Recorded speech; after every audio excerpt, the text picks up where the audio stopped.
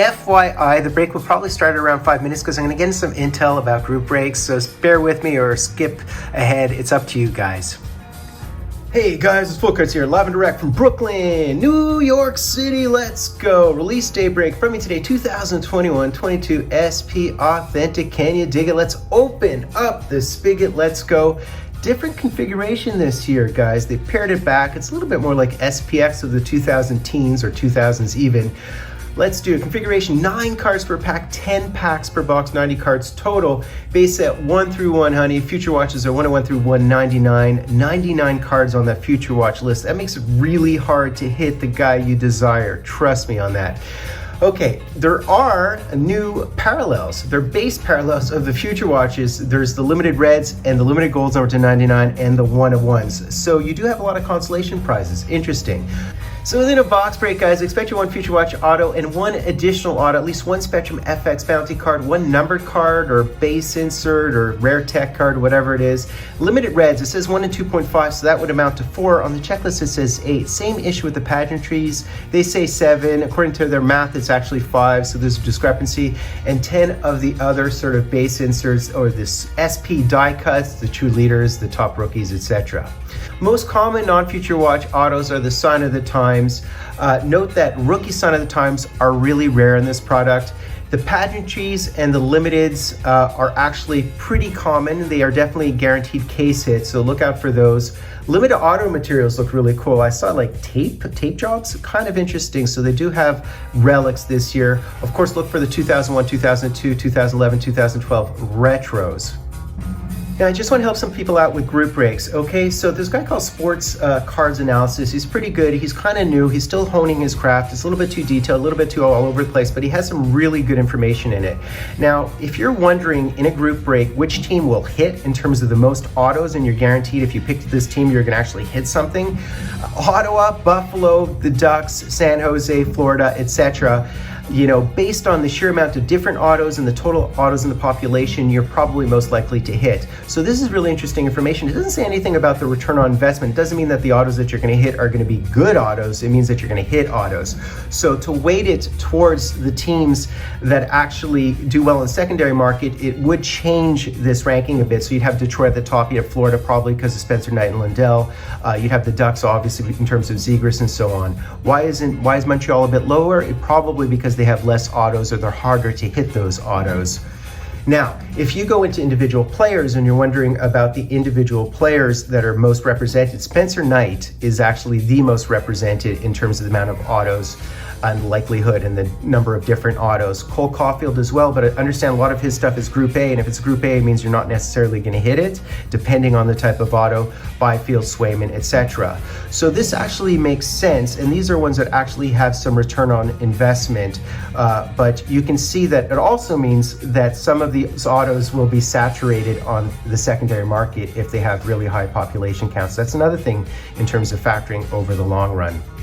Now, if you guys see me in a group break and you see that I hit a lot, it's because I'm always thinking about, I'm always doing searches and understanding which teams to take in order to maximize the amount of hits I'll get. I actually care less about return on investment because I'm not a flipper. I care more about just joining breaks and appreciating and hitting and then appreciating those cards. So just keep that in mind as well. Now, some of you guys are going to go out immediately and get the Edmonton spot in every break because you want to hit a McDavid, you want to hit a Gretzky. Keep in mind, guys, that according to this analysis, there are only 63 McDavid autos in the entire population. Now, I have to verify it. I'm going off of the information from this cat, but this is very common. I've noticed this a lot, that a lot of people pay like $250 for an Edmonton spot, hoping to hit a McDavid with only 100 McDavid autos in the entire population of a mass-produced product. Those are terrible odds, man. That's like, it basically means that you have one card on the checklist with McDavid and it's numbered to 100 and that's it in the entire population. You will not hit that mathematically speaking. And I think there's only 50 Gretzkys or 50, 51, 52 Gretzkys in this set as well in terms of autos. So keep that in mind. He is represented in the non-autoed base inserts. That's where you'll have a ton of McDavids, but do you really care about those? So keep that in mind, guys. Last thing I want to say, if you break a case of this stuff, even though, so let's say an inner case, even though they reduce the amount of packs and so on, you're still gonna hit like 500 base cards in an inner case. That's how many base cards. There's still a lot of base cards in this product, so keep that in mind, guys. All right, guys, let's get into it. Much different configuration this year. Of course, our rookies would be the Holtz and Lundells and the Newhooks and the Caulfields and Perfettis and Cam Yorks and Swaymans and et cetera, Byfields, Eklunds, Podkolzins, you know, all those guys, man. Spencer Knight, all. So let's rock and roll. This configuration is much different this year. I kind of gave it a negative review on Cardboard Connection, and that was not because I despise this product. I actually don't despise it. It's just the price point's a bit crazy at this point, man. I don't mind them mixing up the configuration. I just always found the cards a bit bland, so that was my qualm. And my real qualm is not with this product, it's the fact that people only focus on Future Watch autos, myself included to a certain extent, and don't give love to beautiful rookie cards like Upper Deck Black, etc. So I really wish the hobby were a lot more democratic and people would vote on eBay based on their own preferences as opposed to secondary market appeal, which is a circular thing. So let's have at it, guys. And I do find the base cards bland and the Future Watch is bland, but that's my own appreciation. So look at the amount of cards per pack, man. This is going to be crazy. So we have a Cam Atkinson. Let's look at the back of it. Man, oh man, very plain Jane. I feel like these cards will be dated. But anyways, Stutzla, Mark Stone, who's back and healthy, Olafson, Backstrom, Binnington. Binnington, always a point of discussion. And we do have our first limited Future Watch. So I do believe there will be 8 reds per, as I've seen from some breaks. I've just seen a couple of breaks, no matter the odds. Sometimes it has to do compound odds and so on. But let's look at it. So limited Future Watch, red parallel. So these are what I call the consolation prizes because they're non-autoed parallels.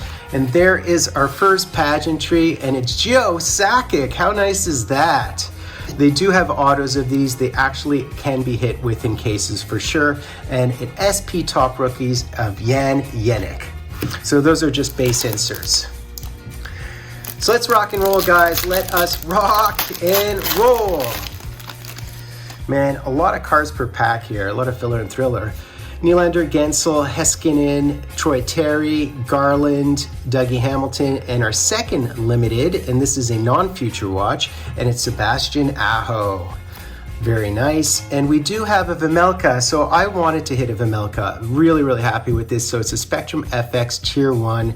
Vejmelka had a fantastic year, high frequency save team, and a Perunovic. All right, very interesting cards. Again, this configuration reminds me of 2000 SPX. It also reminds me of old school SP Authentic to a certain extent. Matt Tkachuk, Ehlers, Pedersen, and we do have another Future Watch limited parallel, Cole Sillinger, very nice. And we have a limited, so these are numbered to 99. So this is a gold Josh Bailey limited. And we have a True Leaders of the Stammer. So did I mention Zegras as the top rookie? I guess if I didn't, I mean to. Pavelski, Tavares, Marc-Andre Fleury. He does have a sign of the times, I believe. Suzuki, Matthews, Bertuzzi had a great first game. And we have a limited red of Panarin, also had a great first game. So this is one of the pageantries, and it's Cam Atkinson, as well as an SP Top Rookies. Now these are just base inserts and commons. I think you have 3 or 4 per box of these SP Top Rookies of Beckman. I did not watch social media after the Leafs had a bad first game, just as Tampa Bay did last year. Yeah, man. I mean, you know what, guys? Like, forget about the vitriol. Just enjoy the hockey. Appreciate the hockey. They'll bounce back. I mean, Samsonov, who's a great goalie, hadn't played in 9 games because he was injured, and maybe they should have started well, and you get off to a bad start, and that's what happens. Anyways, I'm with you guys. My heart's with you guys, regardless, even though I'm a Habs fan. I'd like to see you do some damage this year. So we have a limited Future Watch of Cole Perfetti. These are coming fast and furious. There's the Brady Tkachuk Spectrum FX Bounty. And we have our first die cut. Looks a lot like Upper Deck Contours, and it is the Kirill. So hit the Kirill. These are pretty common, unfortunately. They are just base insert die cuts. There are parallels of those, guys. There are some nifty parallels, maybe blues, I can't remember. Continuing on, really interesting product, man. I mean, a lot going on. Dahlin, Fiala, O'Reilly, Barzell, and another Josh Bailey limited red. So who do we have here? We do have a Mason McTavish. This is great. So we have a rookie pageantry. He is certainly one of the top names. And what on earth is this? It's an SP top rookies. Is this a blue of Zach Jones? Is this, because it has a certain tint to it. So, interesting. So the blues are 1 in 12. So a little bit less than one per pack, right? 10 packs. All right, continuing on. I mean, so much base in this product. There's Carey Price still representing. We do have someone here as a Tomasino. This is probably an auto future watch, and it looks to be a Predator. So behind, should we do it? Might as well. I'm guessing Philip Tomasino, but I'm not entirely. No, it's Tanner Jeannot. It is Tanner Jeannot. That's a solid one. I'll take it, guys. I'll certainly take a Tanner Jeannot. Of course, he is now, I believe he's healthy, right? And he got traded to Tampa, so we might see him, right? Leon Draisaitl, and there's the Tomasino top rookies. So we hit a base future. At least it's a solid one. I qualify this as a solid one. So my huge qualm with the product, guys, is the price point. For $300 Canadian or $250 US, whatever it's going for, you get 2 autos. So that's $125 an auto. I mean, I know they're nice hard sign autos. I know that everybody loves this product because it's a flagship product. But to me, this stuff should still be like $125, you know? So that is my other issue. And I just wish the hobby would be democratized and people would value other auto rookie cards, which they don't for some reason. So there is the limited future watch of Borkvist. Okay, and we have a Brent Burns, and what on earth is this? It's another True Leaders, and it's Andre Kopitar. So this again is one of the base inserts. 2 packs left, guaranteed an auto in theory. Sign of the Times most likely, limited autos most likely, and what else? Pageantries most likely, but it can be anything. I wish there were more insert autos or more guaranteed hits for insert autos. They're just, you know, you're just more likely to get pretty generic autos is my... Oh, we have... Haha! Did you guys see that? We have... Who is it? Who is it? Can you guys... I'm frozen into submission here.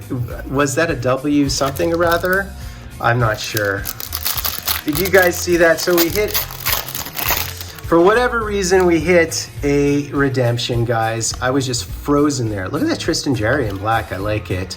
Patch, Cal Peterson, Saros, another limited of the Nuge. I love the Nuge. He was just lights out this year. Oh, look at this.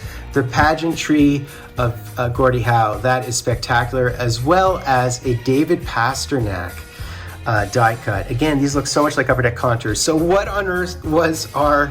redemption is my question. Normally it's a good thing to hit a redemption, but who knows? Who knows? So let's see what we have here redemption wise, guys. Let's see what we have here. You can make a reservation to redeem your card by visiting our website, etc., etc., etc.